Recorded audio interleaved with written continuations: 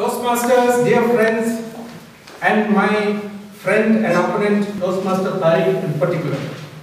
You lie with me, I lie with you. You can have fun.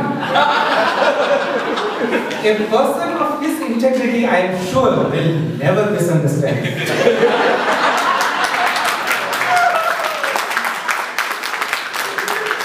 If he misunderstands, he can always come back and ask me, Toastmaster, why really? Conversation is like that. Grammatical mistakes don't matter. You hit me, I hit you, let us do our work.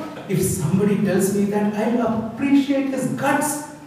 He left the grammar aside, took a step forward, made an attempt to speak. Wow! You know, if we were to believe Toastmaster Tariq, when a child starts speaking, the first thing I as Papa will do is to get him a grammar textbook. Now, adjective, adverb, who cares? Who cares about grammar? When you go to a new country, are you gifted with a grammar textbook? It's irrelevant. You're trying to converse with people, you're trying to pick up skills in speaking, and then at some stage when you're fairly conversant with the language, you think about learning to write.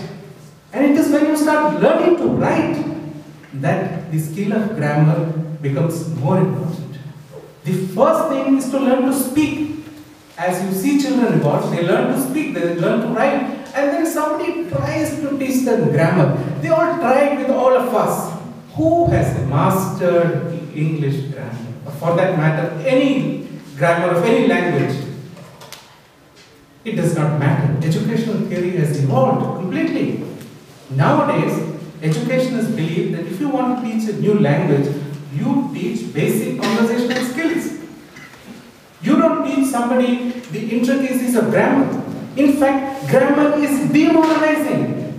If I try to speak a sentence and you tell me, no noun, no verb, no this, no that, next time I'm scared. So, the message that we tell somebody who's trying to learn a language is, go ahead and speak. Make the mistake. Who cares? If I misunderstand, I'll always come back and get back to you and clear it up. I'm not going to misunderstand. You lie with me, I lie with you. We have fun together? No. Over to you.